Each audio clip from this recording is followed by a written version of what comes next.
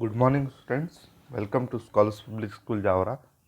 आज हम शुरू करने जा रहे हैं हमारा नया चैप्टर जिसका नाम है transportation of substances in animals and plants. अब हमने टर्म फर्स्ट पूरी तरीके से ख़त्म कर लिया है। अब हम टर्म सेकंड की पढ़ाई हम शुरू करने जा रहे हैं, जिसके अंदर हमारा पहला चैप्टर है transportation of substance in animals and plants. ठीक है। इस चैप्टर में हम पढ़ेंगे पहली बात कि इस चैप्टर का ब्रीफली इंट्रोडक्शन मैं आपको दे दूं कि इसका मतलब क्या है ये। देखिए, हमारी बॉडी को चाहिए एनर्जी। आपकी बॉडी को कोई भी एक्टिविटी का परफॉर्म करने के लिए, जैसे पढ़ने के लिए, रनिंग करने के लिए, वॉक करने के लिए, अगर दूसरी एक्टिविटीज़ अगर आपको परफॉर्म करनी है तो आपको चाहिए एनर्जी। अब वो एनर्जी हमारी बॉडी को कैसे मिलेगी?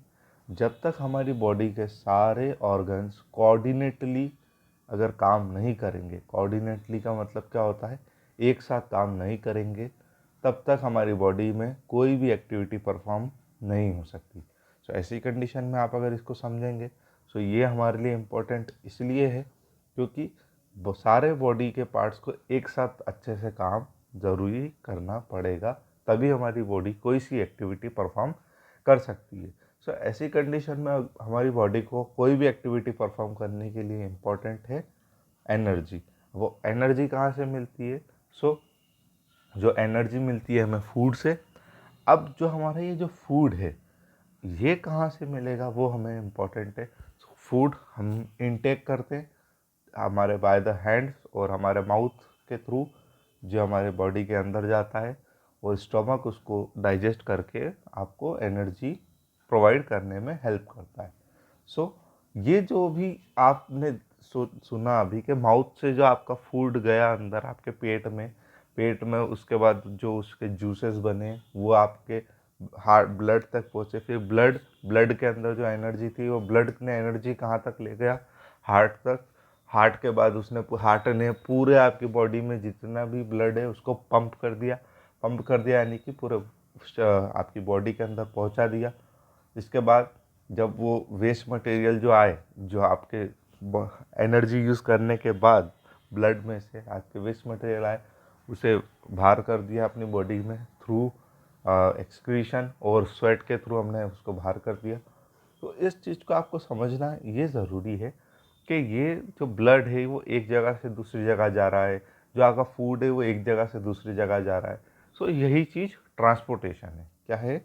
यही चीज़ है ट्रांसपोर्टेशन। और ट्रांसपोर्टेशन, अब देखिए, अब किसी भी चीज़ के मूवमेंट के लिए अगर हमें कोई मीडियम तो चाहिए। अगर आपको यहाँ से अगर दिल्ली जाना है तो दिल्ली जाने के लिए आपको कुछ एक पैदल तो जा नहीं सकते। हम क्या करेंगे? हम बाइक यूज़ करेंगे या फिर हम क्या यूज़ करेंगे? कार यूज़ करेंगे, ट्रेन यूज़ करेंगे, प्लेन यूज़ करेंगे। ये मीडियम होगा ट्रांसपोर्टेशन का इम्पॉर्टेंटली। उस मीडियम को हम अगर समझेंगे तो हमारी बॉडी में हमारी एनर्जी पहुंचाने के लिए उसके अलग अलग मीडियम होते हैं। ठीक है। अब उन्हीं सब्सटेंसेस का ट्रांसपोर्टेशन किन की बॉडीज़ में? पहली बात एनिमल्स की बॉडी में, दूसरा प्लांट्स की बॉडी के अंदर जो ट्रांसपोर्टेशन होगा सब्सटेंसेस का, उसे हम इस चैप्टर में अच्छे से जानेंगे। हमें इस चैप्टर में और क्या क्या पढ़ना है? तो पहली बात transportation of substance in animals. ठीक है।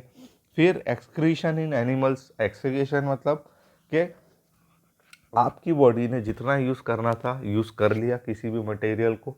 अब उसके बाद जो उसका वेस्ट मटेरियल आपकी बॉडी का यूज़ करने के बाद बचा, उसे आपकी बॉडी किस तरीके से अपनी बॉडी से आउट करती है वो समझेंगे। साथ ही साथ हम समझेंगे transportation of substance in plants. Plants में ट्रांसपोर्टेशन किस तरीके से होता है सब्सटेंसेस का, वो पढ़ेंगे कि रूट से लीव्स तक कैसे पूरी एनर्जी पहुंच जाती है। और प्लांट्स जो एनर्जी यूज़ कर लेते हैं उसके बाद जो उनकी एनर्जी का वेस्ट मटेरियल है वो हमारे लिए कैसे इम्पोर्टेंट है, हम उस चैप्टर में अच्छे से जानेंगे। शुरू करते हैं आज का ये चैप्टर। देखिए, अगर हम पहले इंट्रोडक्शन की बात करें, one day Bhumi uncle had a high fever. Her father took him for a medical checkup. The doctor checked her body in 3 stages. The picture of 3 stages are shown below. In each stage, the doctor is measuring something. सो जो एक भूमि है, भूमि के uncle को high fever हो गया। सो ऐसी condition में उसके भूमि के फादर उसे, उनके जो चाचा हैं उनको कहाँ ले गए, मेडिकल चेकअप के लिए ले गए। तो चेकअप के लिए ले गए तो डॉक्टर जो था, डॉक्टर ने उनकी बॉडी का चेकअप 3 स्टेजेस में किया। सो वो 3 स्टेजेस हमारे आगे है। हमको अगर आप खुद बता सकते हैं तो अच्छी बात है, फिर भी मैं अगर आपको बता दूं तो हाँ, ये है थर्मोमीटर, जिससे हम बॉडी का क्या नापते हैं, टेम्परेचर नापते हैं। ठीक है, ये क्या चीज़ है, इसे स्टेथोस्पेक बोलते हैं, स्टेथोस्पेक। ये किस काम में आता है, ये हमारे चेस्ट के अंदर जो हमारी धड़कन है उसके जानने का काम आता है। और साथ में ये क्या चीज़ है, ये ब्लड प्रेशर मशीन। ठीक है, इससे हमारे ब्लड का जो प्रेशर है उसे हम मेज़र करते हैं। सो अगर हमें नाम राइट करने होंगे तो कैसे, 3 टाइप्स ऑफ मेजरमेंट। तो पहला, आप कैसे थर्मोमीटर से नाप रहे हो, स्टेथोस्कोप से नाप रहे हो, और ब्लड प्रेशर मशीन के थ्रू आप इसको नाप रहे हो। ठीक है, मेज़र कर रहे हो, sorry. So also right their name and purpose for measuring instrument use by doctor. तो इतनी बात आपको समझनी है। ठीक है, सो a doctor need to know a vital signs of a patient such as body temperature, heartbeat rate, and the rate of breathing and blood pressure before diagnosis. Heart rate is an important measurement. अब देखिए, doctor को जानना ज़रूरी है कि आपको बीमारी actual में हो क्या रही है। सो डॉक्टर कुछ ऐसे इंस्ट्रूमेंट्स हैं जिससे क्या करेगा, डॉक्टर आपकी बॉडी का टेम्परेचर नापेगा कि टेम्परेचर क्या है, साथ ही साथ आपका हार्ट रेट भी मेज़र करेगा। तो हार्ट रेट मेज़र करने के लिए स्टेथोस्कोप यूज़ होता है। साथ ही साथ अगर हमें आपकी बॉडी का ब्लड प्रेशर भी हमें जानना ज़रूरी है। रीज़न बिहाइंड इट कि ब्लड अगर कम स्पीड में बह रहा है तो हमें प्रॉब्लम हो सकती है, ज़्यादा स्पीड में भी अगर ब्लड फ्लो हो रहा है तो हमें प्रॉब्लम हो सकती है। तो ऐसी कंडीशन में हमें ये दोनों चीज़ें जानना बहुत ज़रूरी है। So heartbeat is an important measurement. अब हार्ट बीट इम्पॉर्टेंट क्यों है, क्योंकि अगर हम देखें तो हम सबसे ज़्यादा इम्पोर्टेंट अगर हम ऑर्गन माने तो हार्ट को ही मानेंगे। क्यों, क्योंकि वो ब्लड को सर्कुलेट करता है। ठीक है, सो उसका जो जो यूज़ है हार्ट बीट का, सो हमारा हार्ट कितने टाइम बीट हो रहा है, बीट यानी कि यूज़ हो रहा है, और जिसे हम बोलते हैं पंप करता है, तो वो कितना हो रहा है वो हम इसे अच्छे से जानेंगे। So what is heart rate, have you ever felt your heart beating. So आपको ये जानना है हार्ट रेट क्या होता है। An organ in our body beats fast when we run, exercise और play, this organ is called heart. आपकी body में एक ऑर्गन है जो कि आपके लेफ्ट हैंड में चेस्ट के तरफ आपको मिलेगा। सो जब भी हम दौड़ते तो हम क्या हो जाता है, ये तेज तेज क्या हो जाता है, तेज धड़कने लग जाता है। बीट मतलब धड़कना।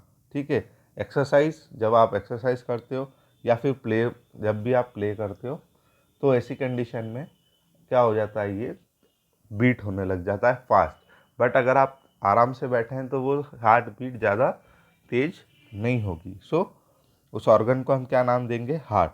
The heart transport blood throughout our body. अब मैंने आपको बताया था कि अभी कि हमको एक ज़रूरी चीज़ है हमारी बॉडी के लिए जो कि है ट्रांसपोर्टेशन ऑफ ब्लड। सो वो कौन करता है, हार्ट करेगा। If you put your hand slightly left of your chest you can feel the pumping action of heart. The transportation of blood is in our body is carried out through the circulatory system and animals have a heart. Let us discuss. ये थोड़ा सा part cut गया है, no problem, हम इसे कल के chapter में इसको पूरा याद अच्छे से समझ लेंगे, या जो चीज़ें कटी हुई है। वैसे इसको सर्कुलेटरी सिस्टम बोलते हैं। ठीक है, सो हमारी बॉडी में जो हार्ट है वो कैसा एक्शन करता है, पंपिंग एक्शन करता है। सो आपकी जो लेफ्ट हैंड की तरफ जो आपके चेस्ट के यहाँ कुछ अगर हम देखें तो कुछ बीट अप करता है तो उसे हम हार्ट बोलते हैं। ठीक है, सो हार्ट पूरी बॉडी में जो ब्लड है उसे किस प्रोसेस के थ्रू मूव करवाएगा, तो सर्कुलेटरी सिस्टम के थ्रू। ठीक है, और एनिमल्स के पास हार्ट होता है तभी वो अपना ब्लड को इधर उधर ट्रांसफ़र कर पाते हैं। ठीक है, तो आज के लिए हम इतना ही पढ़ेंगे। कल हमें transportation of substance in animals अच्छे से जानना है। तब तक के लिए पढ़ते रहिए। Thank you so much.